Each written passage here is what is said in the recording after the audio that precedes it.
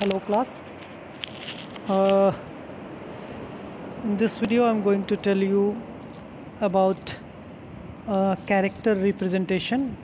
It means uh, how a character is representing in the memory. How it is possible that a character is used by the memory. कैसे हम लोग ये समझ सकते हैं कि कैरेक्टर हमारे मेमोरी में कैसे काम करता है. ओके, एक्चुअली तुम लोगों को पता होगा सबको कि जब भी हम कंप्यूटर की बात करते हैं तो कंप्यूटर में एक चीज़ अक्सर बोली जाती है. पहले मैं यहाँ लिख दूँ क्या हमारा टॉपिक है, कैरेक्टर रिप्रेजेंटेशन.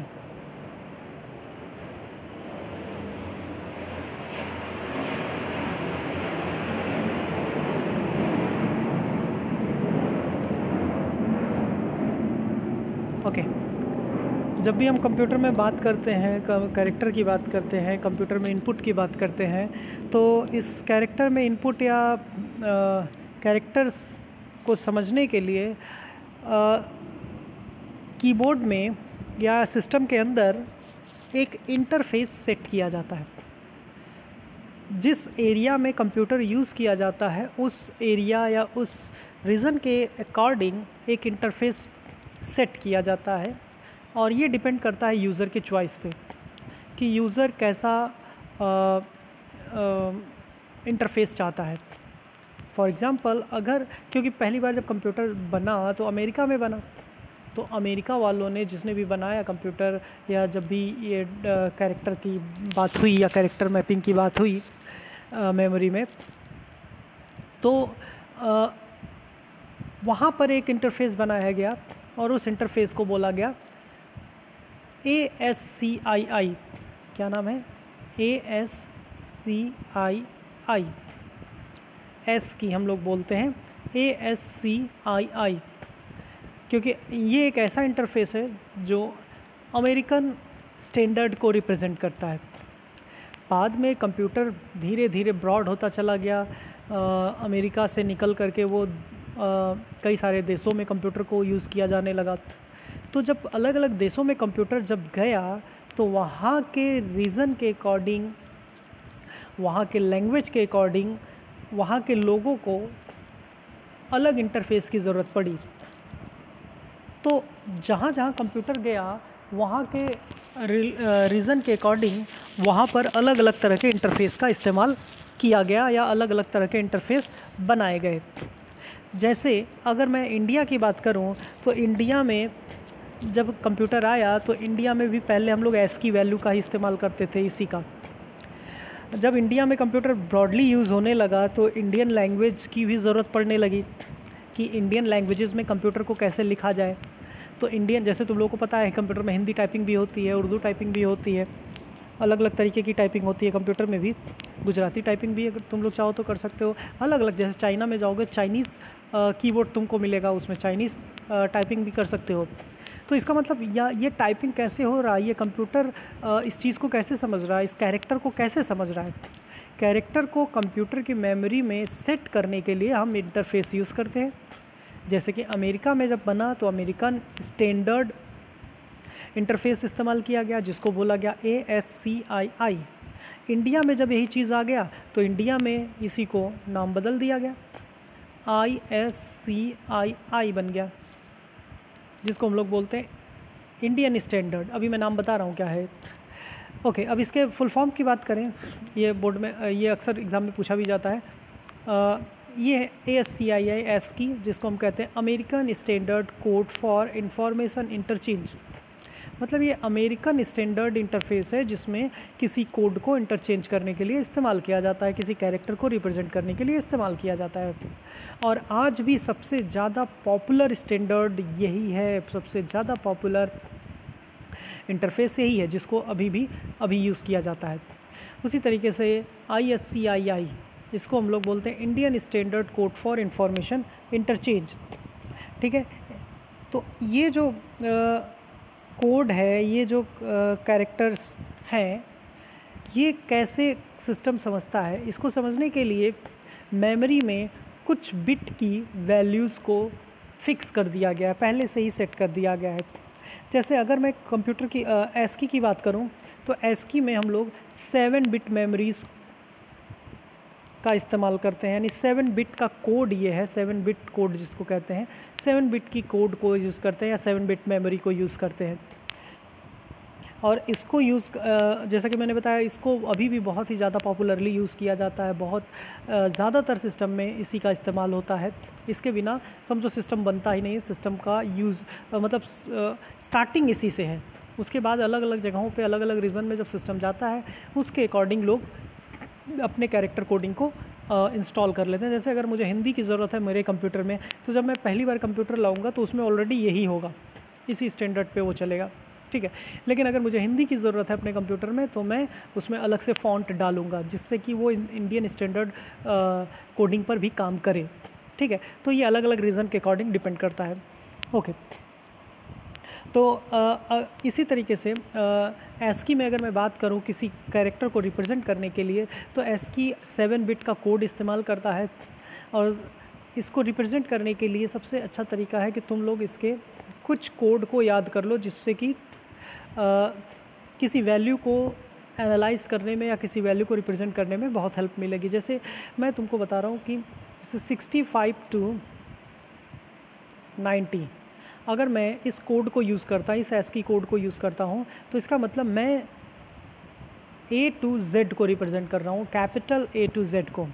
यही चीज़ अगर मैं 97 to 122 बोलता हूँ, इस नंबर को, इस एस्की नंबर को बोलता हूँ, इसका मतलब मैं स्मॉल a to Z को बोल रहा हूँ। और अगर मैं इसी को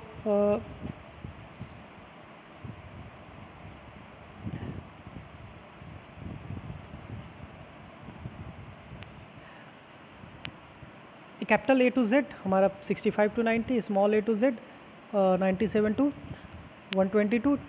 इसी तरीके से और भी बहुत सारे एस्की वैल्यूज़ हैं। जैसे अगर मैं 0 to 9 मैं ऐसे बोल दूं कि अगर मैं बोलूं 48 to 57, तो इसका मतलब ये हो गया 0 to 9, ठीक है। तो इस तरह से हमारे पास अलग अलग एस्की वैल्यूज़ हैं। These are ASCII values for different types of characters और वैल्यूज़, ठीक है।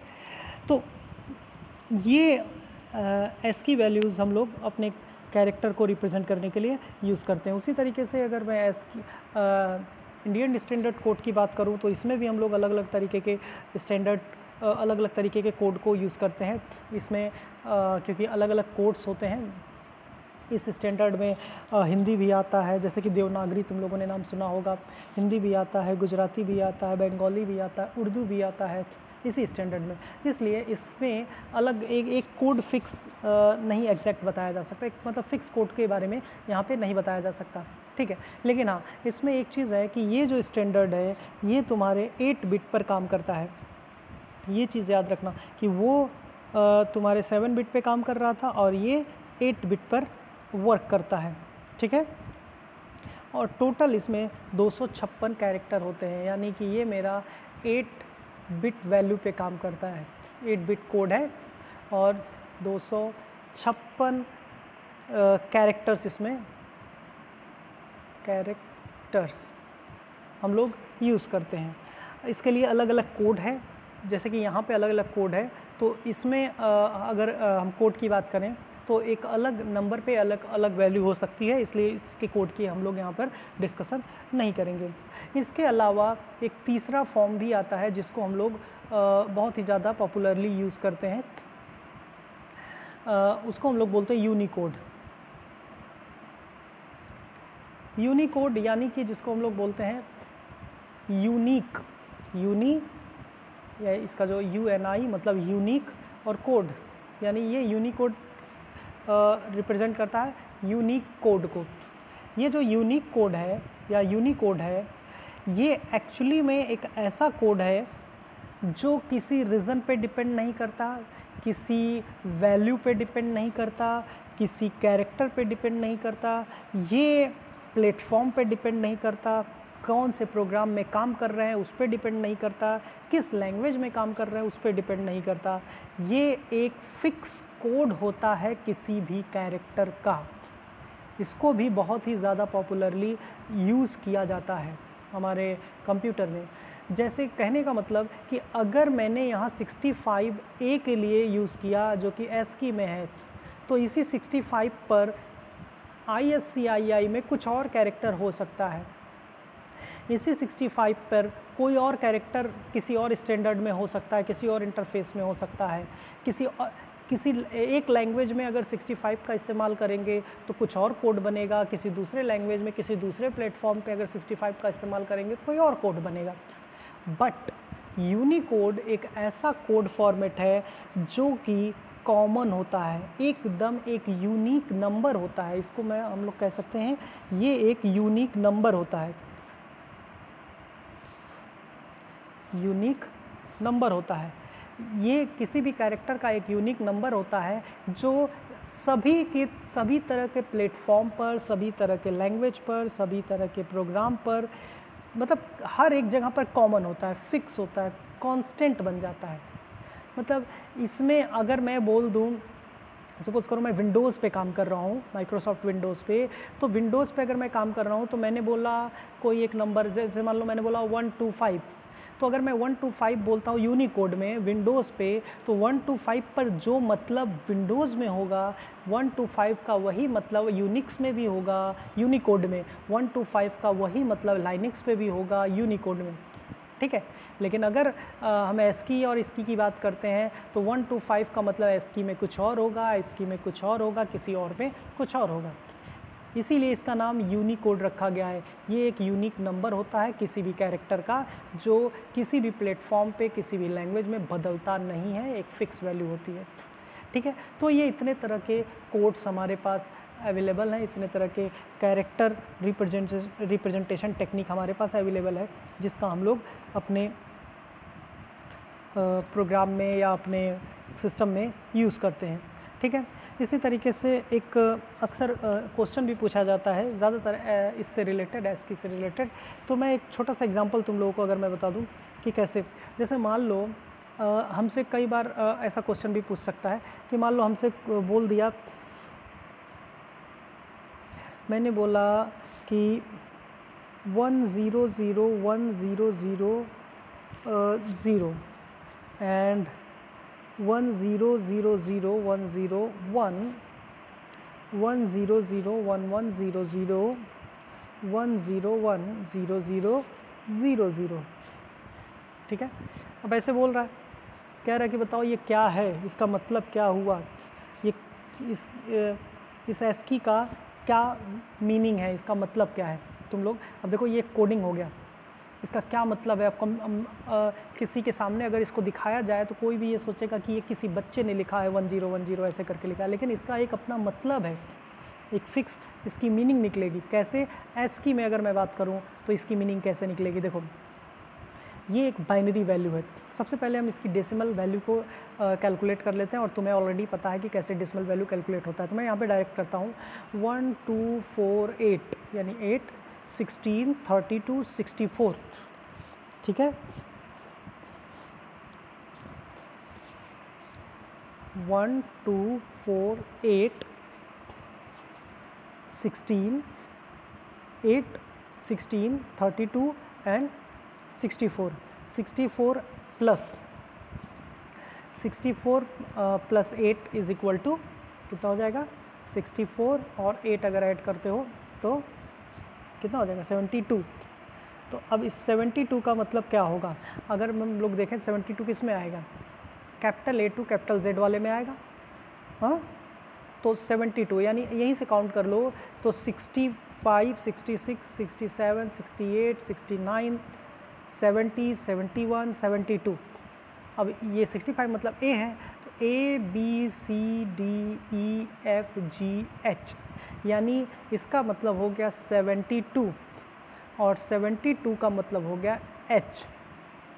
इस तरह से इसको ज़रा देखा जाए क्या होगा, 1 2 4 8 16, 32, 64 यानी 64 1 2 4 5 64 प्लस 5 इज इक्वल टू 69।